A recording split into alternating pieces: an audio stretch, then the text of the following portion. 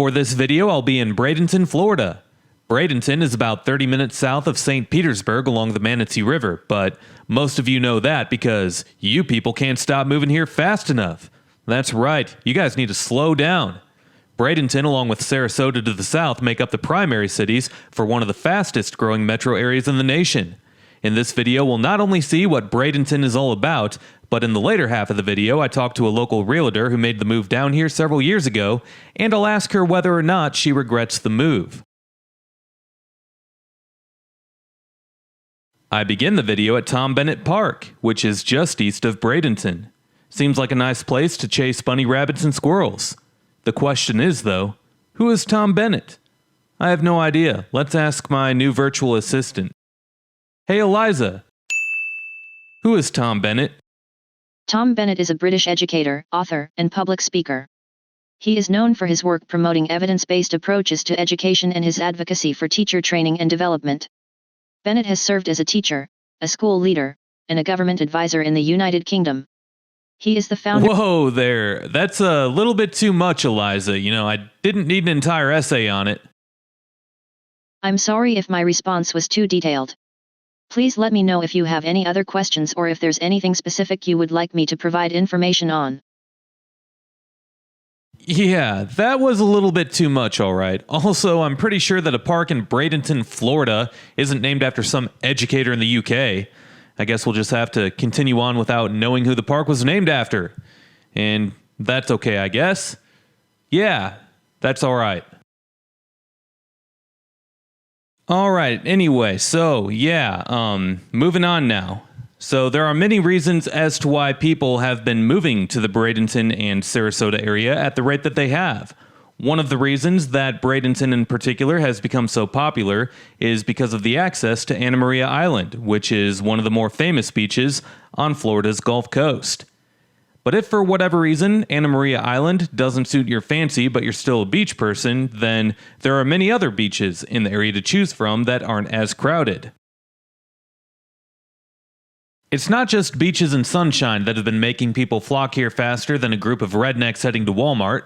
Other reasons include that Florida is a very cost-friendly state to live in. Insurance rates aside, that is, and most of you who are watching this video probably knew that already, but I'm going to guess that you didn't know this, as currently the Bradenton and Sarasota area might be the most affordable when it comes to the coastal cities in the state. For example, the Bradenton and Sarasota area has a cost of living that's 19% less than that of the Miami metropolitan area. But with the amount of new people moving here, don't be surprised if the overall cost of living in the Bradenton and Sarasota area catches up with all the others. Now, I'm going to further explain just how fast this area has been growing. And even though this is a video on Bradenton, I'm going to continue to use the Sarasota and Bradenton metro area as a measuring stick, as that paints the picture much better.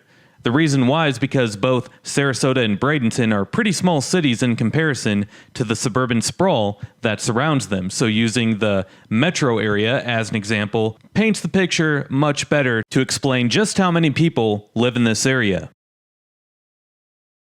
On to the numbers, as since 2020, the Sarasota and Bradenton area has grown by nearly 7%, which puts it in 8th place among the fastest growing metro areas in the country. However, it is the largest in population out of the top 10, as most of these places are very small. Also funny how 6 out of the top 10 are all in Florida.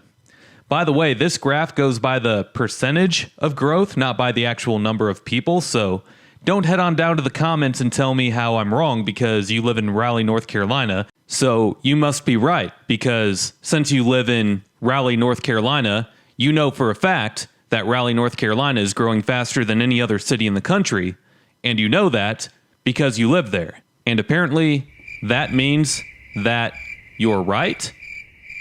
Nope. Yeah, okay. Well, anyway, yeah, let's move on. Another telling factor of just how fast this area is growing is the fact that the Sarasota Airport has just broke ground on a brand new $73 million terminal. In March of 2023, the airport claimed to have seen over 500,000 passengers for the first time in the airport's existence. This is all despite being in close proximity to the Tampa and Orlando international airports, which already see some of the largest amounts of travelers per year. We're now entering the downtown area of Bradenton. To the left up ahead is the Manatee Village Historic Park, which has a steam engine and several preserved historic buildings, so it definitely looks like a neat place to check out if that's your thing. As we continue, you'll see that downtown Bradenton is mostly full of newer apartments and condos, definitely much more so than it is preserved historic buildings. However, if you look around, you can find a few hidden gems. I personally thought that downtown Bradenton seemed pretty lively, as there's a nice pedestrian path that follows the riverfront, and on the west end of downtown, there's a nice little district that's full of shops and restaurants, so that's all good and dandy. The biggest issue that I saw with downtown Bradenton, however, is the traffic on the main routes through town. You have both US 41 and business route US 41, or 9th Street that feeds into downtown Palmetto on the other side of the river, and you have a pair of one-way streets that carries State Route 64 heading east and west. I would say the biggest reason as to why there's so much traffic in Bradenton is because the only way to get to Anna Maria Island for a lot of people is to head through downtown Bradenton. That along with the fact that there's a very limited amount of main thoroughfares to get through the area.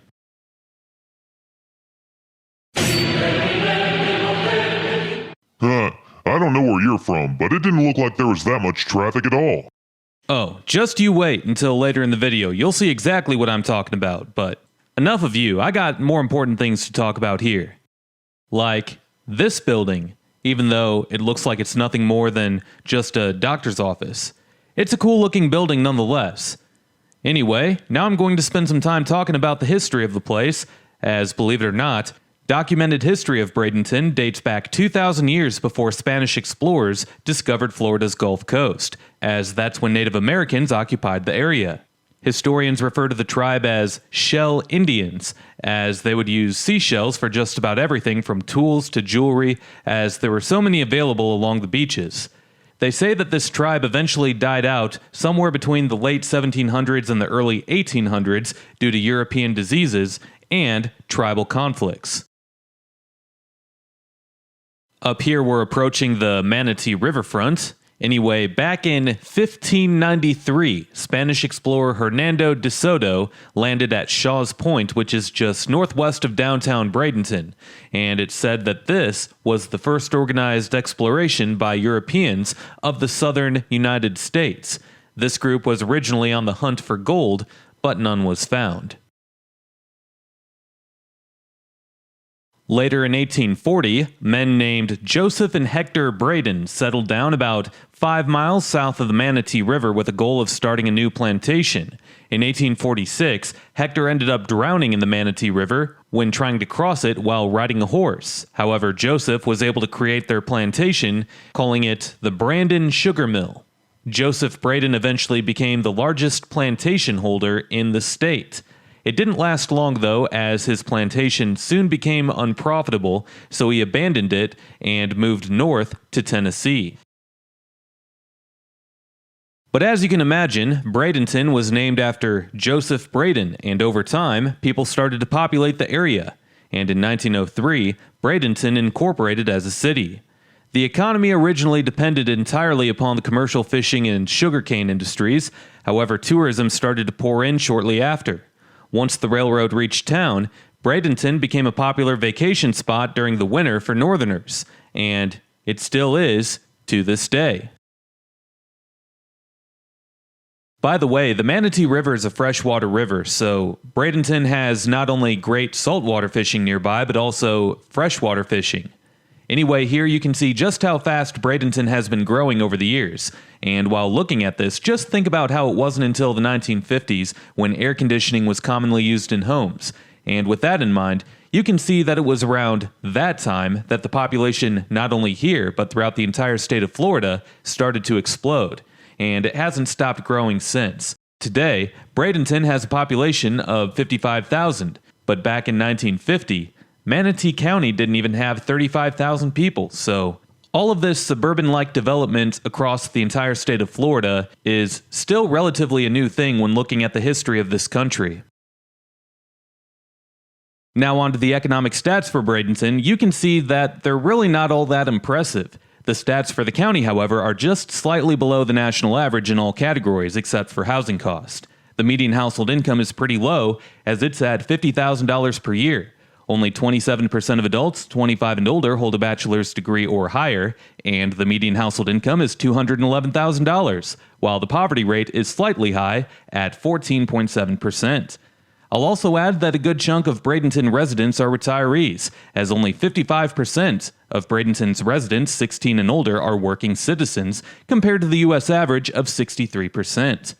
Well, moving on now to the crime stats, as Bradenton sees a violent crime rate of 504 for every 100,000 residents, which is above average, while the property crime rate is right around average. So, basically, stay clear from your typical Florida man, and life should be all good and dandy.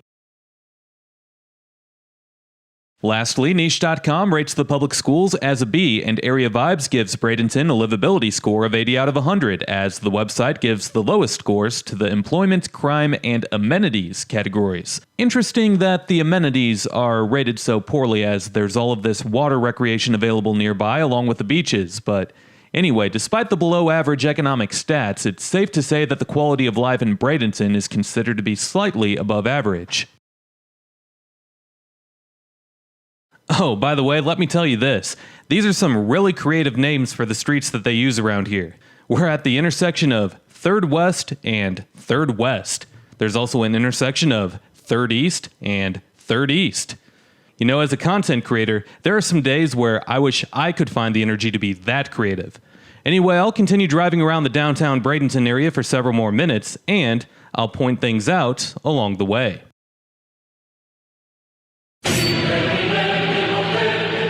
Towns name their streets like that all the time. It's not that unusual. You really haven't been around much, have you? You know what? I've actually had several people mention that including you in the video is ruining my videos, and sometimes I agree. So, yeah, peace out, troll. Enough of that guy, sheesh. Well, to the right is the Manatee Performing Arts Center, and once again, I'm not sure why Area Vibes gives Bradenton such a low score on the amenities category, because so far in the video, we have literally passed more amenities than what is offered in most towns of this size in the Midwest. And this is coming from someone who has lived in several towns of this size in the Midwest.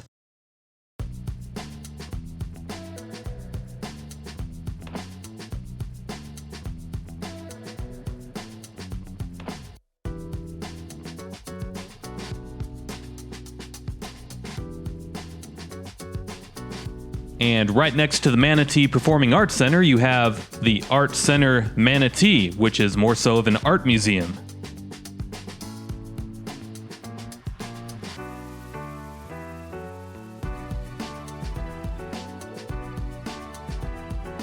To the right here, you have another museum, this being the Bishop Museum of Science and Nature. And at the time of me uploading this video, you can go see the Laser Light Nights any Thursday, Friday, or Saturday from May through September. Whoa! Is marijuana legal in Florida? No, it is not.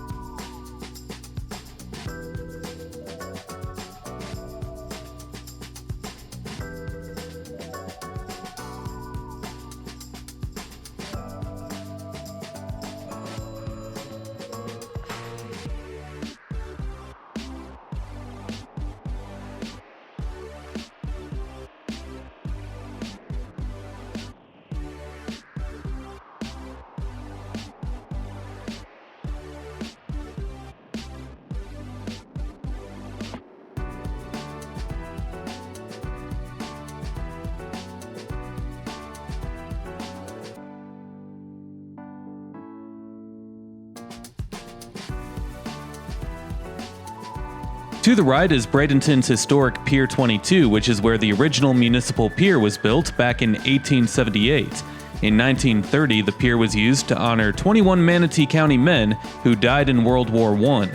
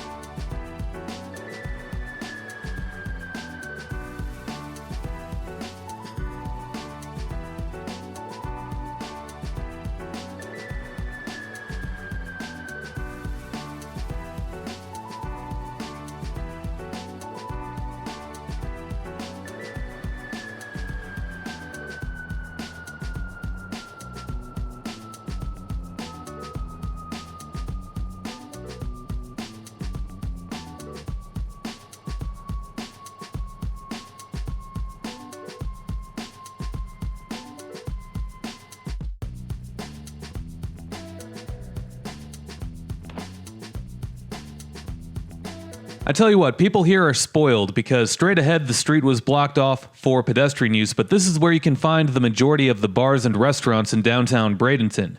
There's more of a few of them, and it makes downtown Bradenton worth checking out when you're looking for a night out on the town. So, not only do locals have Anna Maria Island to the west, Sarasota, Lido, and Siesta Key to the south, Tampa and St. Pete to the north to choose from, but you also have downtown Bradenton as an option. So, that's all good and dandy.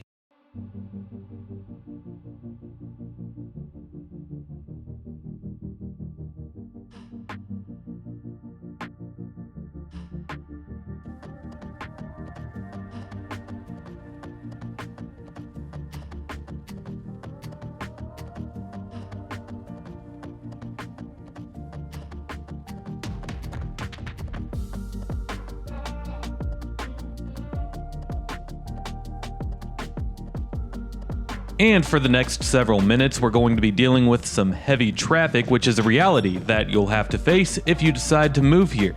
But through the magic of video editing, I'm able to speed things up, and if you're curious at how long it took me to maneuver through traffic on this particular day, you can always check out what time it was when I was filming in the bottom left corner of the screen.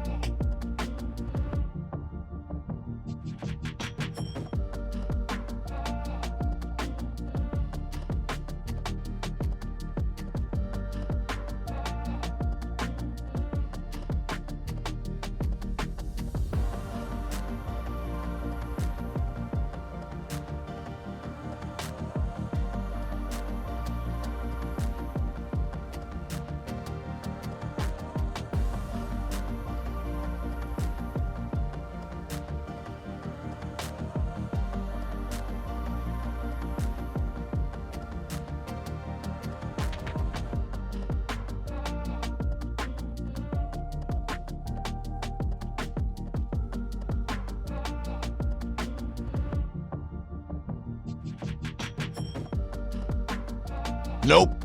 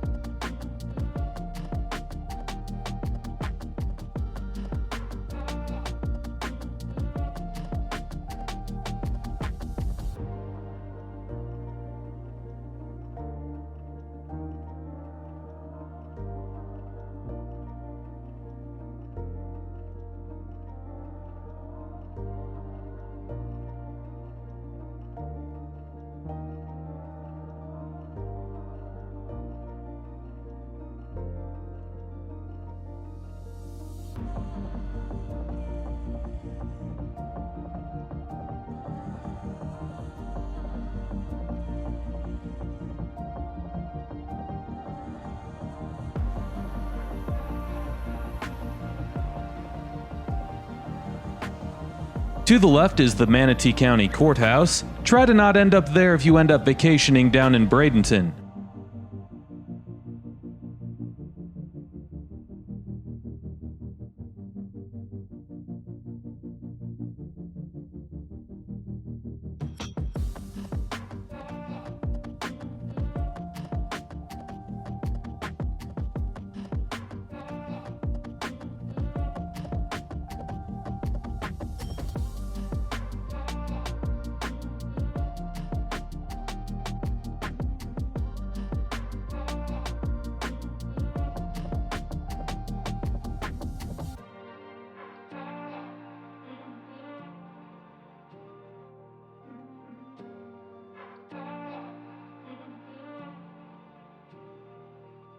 Alright, so whether you're retired or you have a family, let's say that you're someone who isn't from this area but you're looking to move to Bradenton, and so far in the video, you like what you've seen. What always helps with a move to a new area is getting to know a realtor that knows the area and can answer all of your questions. Kami.Pentecost happens to work in that profession. She's someone who had moved to Bradenton a while back and has gotten to know the area pretty well. How long have you been in the Bradenton area? I understand that you moved there from Michigan. I grew up in West Michigan, and I've been in Bradenton since June of 2018. So, man, anybody who is relocating to this area, I'm your girl. What inspired you to be a realtor? Okay, well, I love the question of what inspired me to be a realtor because, number one, I am a mom of 5. I have 3 bio children, 2 adopted children. And prior to getting into real estate, I've been involved in sales for almost 18 years. And prior to that, I was a school teacher. And I've always desired a profession that gave me the freedom and flexibility to be at my kids' events, to be able to volunteer in the classroom, to just be very hands-on in their life and make my own schedule. And so as I was transitioning from, I got into teaching because I thought I'd get my summers and my weekends off. Now, if we have any teachers out there, they know that's not quite the reality, but sales has really given me that flexibility. But I just honestly, as we've gone through COVID and the last several years, I really want to have my hands in real estate, not only for buying and selling, but also investing because of just the crazy dynamics our world is going through right now. No doubt. Yeah, real estate investing has been a huge trend ever since about 2020 or so. Even before that, it was starting to pick up. But one of the reasons I understand that you moved to Bradenton, you are a mother of 5, and Bradenton has a couple of some really good schools. You say that they're some of the best in the country? So interesting. I think if people were moving to this area, they would be thinking of Sarasota. And don't get me wrong, like Sarasota is a gorgeous place, gorgeous homes, great beaches. And I'm definitely not trying to steer anybody away from that. And I'd be happy to help anybody that is looking to move to that area. But if you are a parent, I found the Bradenton area to be stronger in the schools they were offering. And there were 2 schools in particular that we were drawn to. And while we picked one, I have several friends and colleagues and clients that are heavily went after the other schools. So why would somebody want to move to Bradenton for schools more than even Sarasota? Well, first, I just want to say Sarasota is gorgeous. I probably plan to relocate to Sarasota myself once my kids are out of school. The beaches, the area, it's just absolutely phenomenal. And it's really, you just can't compare to anywhere else in Florida. But as a mom of 5 kids, school is a big deal. And there was a couple schools we were looking at as options for the kids. And coming from a private school, a school that was a Christian school, my kids were really drawn to Bradenton Christian in this area. Great school, faith-based community. It's been outstanding. It's got a brand new sports facility that is just really unparalleled in the area. But then we have St. Stephen's. And St. Stephen's is another private school that, again, we were picking between both Bradenton Christian and St. Stephen's. My kids chose Bradenton Christian because of the heavy Christian influence. But I would say that I've got a ton of friends that have got their kids in St. Stephen's. Again, great school, and I would say great college prep, and probably not many schools in the nation that can compare. We're now getting into an area called West Bradenton, which is a CDP. However, many, if not all of the homes and businesses in West Bradenton have a Bradenton address, so it's all thought of as being the same area despite not being in the city limits of Bradenton. With that said, throughout the rest of this video, we'll continue talking with Kami, and we'll be going in and out of the Bradenton city limits. Next, I asked Kami about the overwhelming population growth that this area has seen. The Bradenton Sarasota area combined is one of the fastest growing areas in the country. People are flocking to this area from all over because the cost of living is a lot more affordable than a lot of other nice weather areas, and it's still small, but it might become too crowded over time. We'll see with that. But another thing that we talked about was how some of the schools in the area are not as good as the ones that you just mentioned. And this is why it's important to consult with a realtor if you're looking to move your family down there. Oh my gosh. So here's the thing. As I was preparing to move down here, I did a ton of research because I've always been a public school person, always. But I will say, you're not going to know where okay, so where I'm from, as an example, we had areas and subdivisions that you knew kind of where your kids were going. You could be in an area with $1 million homes, and within one block, you can be in an area that you wouldn't want your kids walking outside alone in. And so, yeah, you're not going to want to just guess when you're moving to this area. And don't get me wrong, there's always high-end areas and low-end areas and areas you want to be careful of. But at the end of the day, if you're going to make this transition, you're going to want to rely on the help of an expert. That's for sure. Yeah, definitely. So that would be some of the cons of the area, would be how it can be more so hit and miss than maybe somewhere else like Michigan. Yes, absolutely. Again, the subdivisions and the way things are plotted out is very different. I'm in a double gated community myself, but if you go even probably a mile outside that second gate, you're in an area that you don't want your kids hanging out in. And so again, when I look at retiring and thinking of the things that I need for me is very different than a family or a young family moving into an area where you want to raise your children. And so it's going to be important that you're consulting with the right people. Yeah, no, that's a very real thing, especially for Florida that has retirees moving to it like no other. But we talked about some of the cons. Now, what are the things that you really enjoy about your move down to Florida? Oh my gosh. Okay, so let's just talk about the thousands of reasons I love living right here in the Bradenton, Sarasota area. Well, first and foremost, the minute that it hits summer, all our snowbirds go home. And so the traffic gets incredibly lighter, and that's a benefit. But even my family, who is from the West Michigan area, we start thinking about our summer travels because it's hot here in Florida, and you want to kind of, do your traveling in the summer. I can tell you this right now. This is supposed to be the dog days of summer living in Florida, and I haven't woken up to a morning that's higher than low 70s. We've got a natural breeze that comes off the water because you're almost near the water everywhere you're at in this area, which makes the temperatures extremely delightful. Tons of outdoor activities. I mean, we've got beaches, tons of beaches, from Anna Marie Island to Holmes Beach to Longboat Key to Siesta Key. I mean, best beaches in the world right here within 10 to 20 miles. This is where people pay to vacation, and you live right here. And I would say there is no bad season here in Florida. We feel pretty fortunate. And hey, here's something we could talk about, Chris. Pickleball. It's the fastest growing sport in the United States right now, and probably in the world. And right here in West Bradenton, we have one of the best pickleball facilities. So retirees, but even like young families or married couples, a great space to be active, to be outside, very affordable.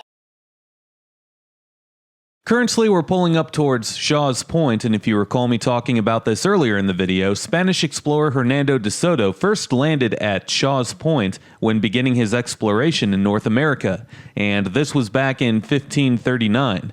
The park was blocked off for whatever reason up ahead, but within the park is a monument that marks the spot where his ship first landed. If anything, Shaw's Point seems like a nice place to get out and enjoy some nature, walk through some woods, you can enjoy the water. Anyway, Kami tells us more of what you can go do and see in the area, as there is plenty. It seems like it would take you weeks to experience everything that this area has to offer. We have theme parks within 2 hours, all the Disney, all the Universal. But this year, my kids, I have always had annual passes to Disney parks. This year, we're doing Busch Gardens, and that's been remarkable. I mean, just the amount of things there are to do at that park has been exciting. And then what I love is my kids are at an age where they're heavily involved in sports, they have jobs, and yet it might limit our opportunities for vacation and time away as family, and yet we just plan our family time and vacations. Maybe we rent a house on Anna Maria Island, and that puts them almost the same distance away from their school as if we were staying in our own home. So the outdoor opportunities are endless of the things that the kids can be involved in, and I just love. I don't think we're never outside, and I didn't realize until I moved to Florida, and especially when we went through COVID, I would never say that I was somebody that struggled with seasonal depression, but when you have more gray days than you have sunny days, the minute you come into an environment where you have sun every day, and to even have an hour of gray is unheard of. And you feel that and you go, wow, I lived in that regularly. Like being in a space that has sunshine 99% of the time. And my friends are up north right now. They are spending their summer up in Ohio, and we've been teasing each other with sunsets. We've been sending each other sunsets, and I'm telling you, we are so fortunate here because year round we've got the best sunsets, the best weather, tons of outdoor fun and activities, and yet just a really great place to raise a family. Yeah, everyone likes to claim that they have the best sunsets no matter where they are. But like you said, year round, up here in Michigan, it's not year round. It's about maybe 6 months out of the year. But no kidding, seasonal depression. When I've come down to Florida, I've been going to Florida for the past 2 winters straight. And it's like a sigh of relief every time I come down just to see the sunshine. Like if I was, up in Michigan, I personally don't mind having 30 to 40 degree weather as long as it's not too much colder than that. But if we got the sun more often throughout the winter, I would like it a lot more. Yeah, totally. Well, so I got to tell you something. This would be to all those families that their kids are in those seasons of life where they're highly active and they don't feel like they can get away. You never have to get away in Florida. Yeah, people are always complaining about being bored and feeling trapped in their small town or their city here in the Midwest, no matter what size it is. But I think the weather does have a lot to do with that for sure. So I would say about 2 years ago, my oldest son, his sports didn't allow him to take vacations on spring break or Christmas because that was the height of his basketball season. And I am so grateful that we are literally 10 miles away from Anna Maria Island, which is one of the most sought after vacation spots on spring break and in the winter. And we literally we can drive there for the afternoon. And they're just as close to their school as they were as if we were driving from my house. So we don't have to compromise family vacation, family time. We get to have that right here. And it's funny because we have a running joke in Florida, and it's where are you going to go on spring break? And the question is, are you going to do a staycation or are you going to go somewhere? And the reason it's a running joke is because most people are planning their vacation to where we live year round. So very fortunate. Now, you've been talking a lot about Anna Maria Island. Would you say that's your favorite beach on, that side all the way down to Siesta Key? Would you say Anna Maria Island's your favorite? Okay, so listen, I love all of our beaches, but yeah, I'm a big fan of Anna Maria Island, specifically because I am a Midwest girl. And it reminds me the most of what it's like to be from the Midwest. I spent my summers on the Great Lakes. I spent my summers in the UP and traveling Michigan. I'm not a big camper, I would say, but it's funny. I have a photo in my master bedroom, and I had somebody ask me the other day, "Oh, is that Anna Maria Island?" I said, "You know what? It might be, but it reminds me of West Michigan." So that's why I chose it. Yeah. So for being a Midwest girl, I think Anna Maria Island is the place, the spot to be. It will remind you of home, but it will give you the best weather. I know countless families that this is their vacation spot every spring break. And it's become a investor's haven because of how many people visit here. And I know personally, one of the reasons I got into real estate was to really get into investing heavily myself, not just helping other investors, but investing myself. And this is the area I plan to do it for sure. No, it's a great area to do so because it's growing quickly, and that's not going to be slowing down anytime soon. And people are coming to vacation all the time. So it's a great market to do that in. And, speaking of it, I've only been to Florida a handful of times. We didn't really vacation much growing up, but I've been to the Atlantic side, and I can tell you this, I enjoy the Gulf Coast side much more than the Atlantic side. So, I will say this, for those of you that are looking at getting a second home in Florida, clearly this is going to be the place you want to spend those seasons from where you're from at. But I would say the water is cleaner. You're getting the sunset over here. Where was I going with that? Pause. Hold that thought, Cami, as this is the Robinson Nature Preserve, which is one of the larger outdoor recreation areas in the Bradenton area. The park is a saltwater marsh that's over 600 acres large, and since it's technically along the southern edge of Tampa Bay, manatees and dolphins are both common in the water not very far from here, so you can add the Robinson Nature Preserve to your list of things to go do and see in the area, and there's not all the traffic that you have to deal with when heading out to Anna Maria Island when you go to the Robinson Nature Preserve. So this isn't a bad place to go for your morning walk on a regular basis, as you can be entertained by jumping fish, of all things. I wanted to talk about how people spend a great amount of money to come to this area and then take cruises from this area. But when you live here, you can jump on a cruise. I just had a teacher friend who has no money, took a 3-night, 4-day cruise for like a couple $100. And so just the opportunities of travel internationally as well are extremely affordable here in this area. Yeah, because you have the Tampa airport, then you have the Orlando airport, and if you want, I guess Miami, but that's further away. But you have those two airports right there to choose from that have loads of international flights. Okay, so I love that you're bringing up airports because that has been something that has significantly grown since I've been here. So when I first moved here, it reminded me of West Michigan when we would always travel out of Detroit or Chicago because we could save money in our flights because traveling out of Grand Rapids was just far too expensive. Well, you've kind of got that same idea here in the Sarasota Bradenton area. Most people travel to Orlando, Miami, or Tampa to fly out. But since I've been living here, St. Pete and Sarasota have become much bigger airports. And, one of the things that living in Florida prides itself in is the access to international travel at such a more affordable, but also cost and conveniency.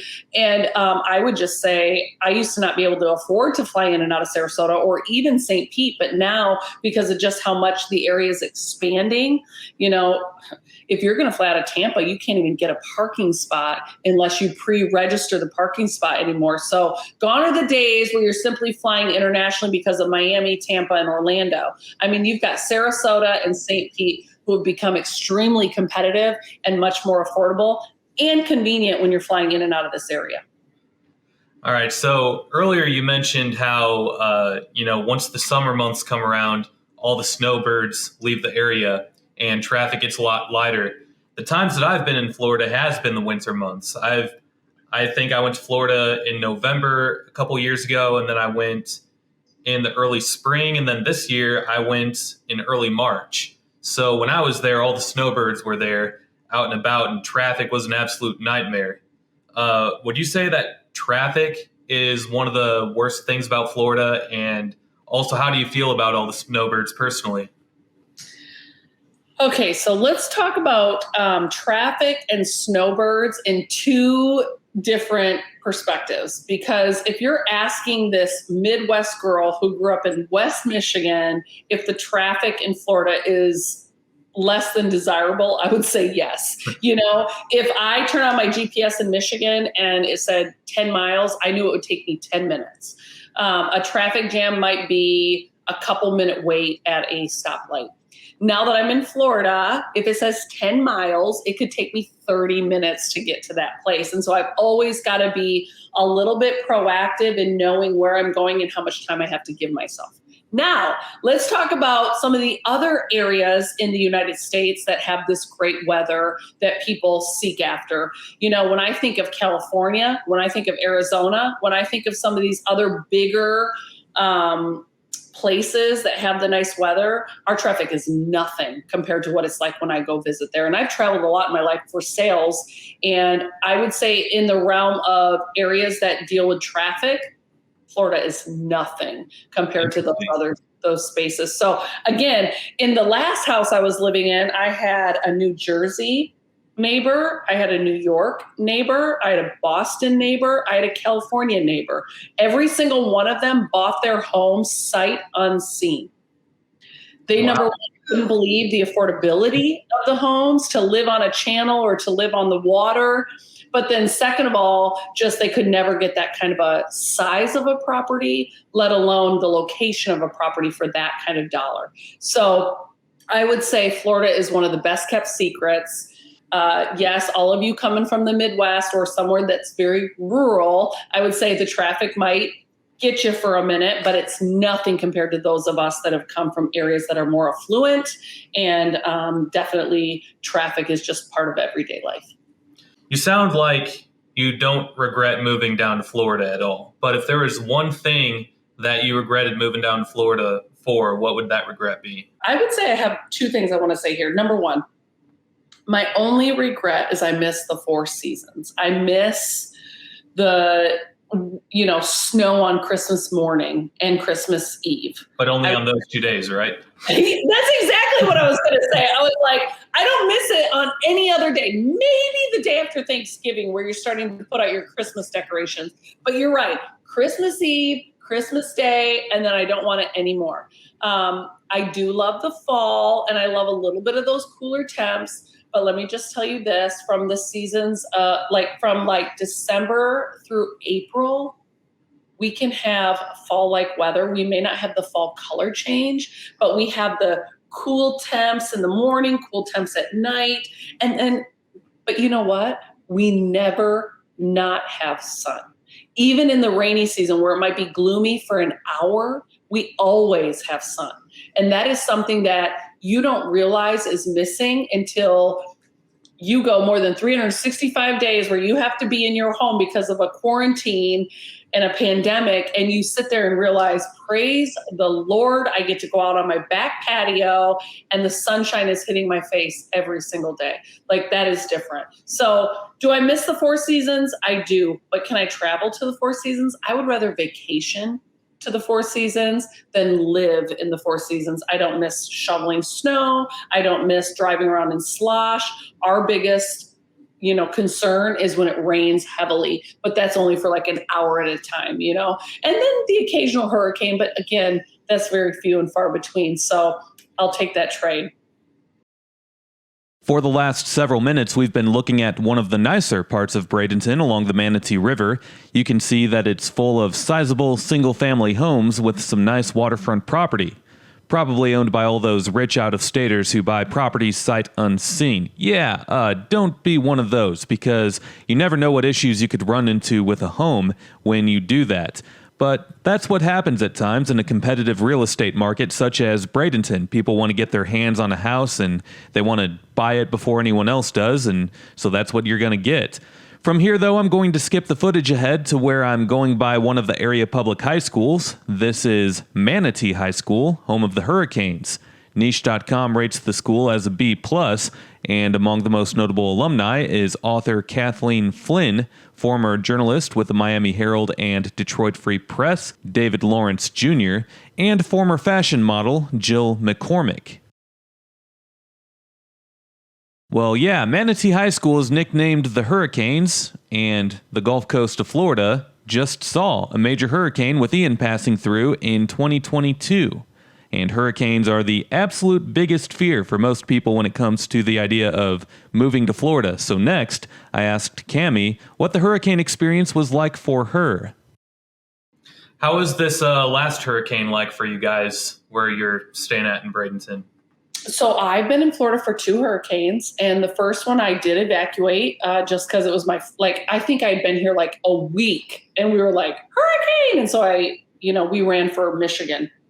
But this last one, I was here for it, and I live right on the Manatee River. And so they were saying it was going to hit us the hardest, and it actually hit the inlands the hardest. It hit the Myakka County area and then south the hardest. And so, it's interesting because in Michigan, I have lived through snowstorm after snowstorm after snowstorm.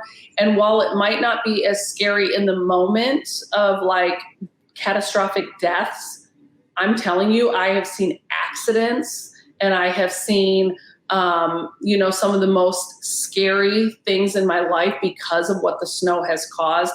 And so I would say you're just trading, one thing for another, but it's very few and far between. And then there's a lot of ways in which we can navigate those seasons when they come. And so, I was here. We were all it reminded me of being a Midwesterner who is waiting for a snow day the night before a big storm hits, and you're thinking you don't have to go to school the next day because it's definitely going to be shut down. That's what we thought with the hurricane. And then clearly it didn't hit nearly as devastating as we had originally anticipated it to be. And I always wonder, Chris, how is somebody that does weather the only profession in the world that gets paid for being wrong as often as Yeah, I know, right? And a lot of the times they're just reading off a forecast, it seems, that just comes to them, at least the ones who stand up in front of the TV. It's funny, Chris, I've been a businesswoman for almost 20 years now, and we often talk about picking your hard.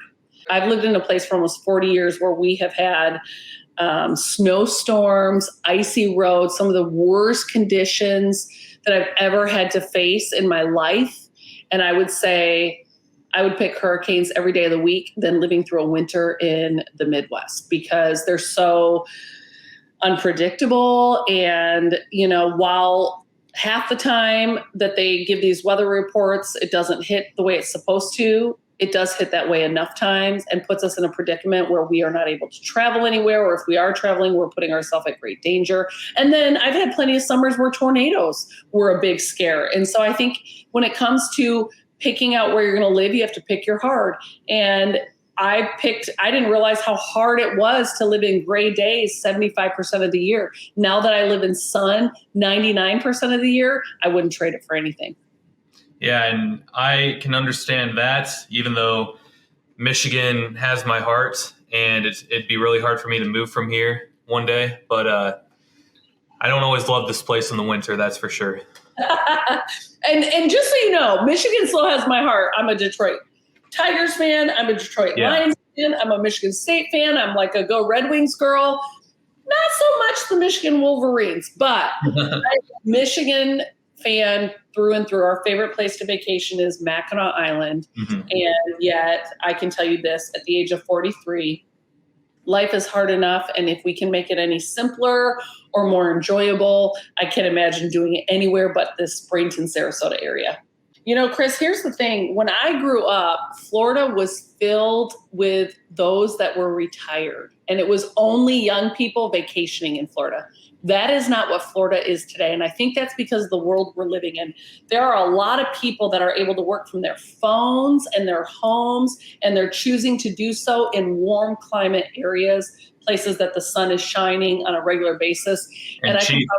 Yes, well, and affordable, and most places that have the sun shining all the time aren't as affordable as Florida is. But I will tell you this, like, there's never been more young people, and Florida is busting at the seams in a really positive way. And so if I can be of service to anybody that's looking to relocate down to this area, when you think of Florida, I want you to think of me, especially Southwest Florida. All right. Thank you so much, Kami, for joining me for this interview and sharing all the knowledge that you've had and sharing your experiences of what it's been like for you to move down to Florida. Thank you so much for this time today, because I'm a super big fan of Florida, excited about the opportunities for those looking to either invest in or transition to Florida. And I'd love to be of service if I can be. And so I'm going to give you my information. If you can drop that below, definitely look me up, pick my brain. If nothing else, you're going to learn a little bit about what it's like to live down here in Southwest Florida. There you have it, kami.pentecost, Realtor, Bradenton, Florida. Well, I continued my drive around Bradenton, and if you want to see more of what the area looks like, make sure to check out my second channel called Chris Harden's Travel Archives, where I'll upload a second video on Bradenton, and once that is uploaded, I'll have the link for that down below. With that said, I'll end the video here as I'm crossing the Manatee River over into the neighboring city of Palmetto, which I'll have a video on that in the future. With that said, if you enjoyed this video, make sure to drop a like, comment, and subscribe if you haven't already, as doing all of those things helps these videos destroy the evil monster that is the YouTube algorithm. Also, make sure to hit that notification bell and select yes, so that you can be notified every time that I upload a new video. If you enjoyed this video, then you might enjoy checking out some of the featured playlists on this channel. Videos with amazing insights on other places like what you saw here can be found in my Bradenton and Sarasota area playlist, my medium-sized U.S. cities playlist, or in my Florida playlist. Last but not least, if you can't get enough of me on here, you can always go follow me on my other social media accounts, and those links are below. We'll see you next time. Peace.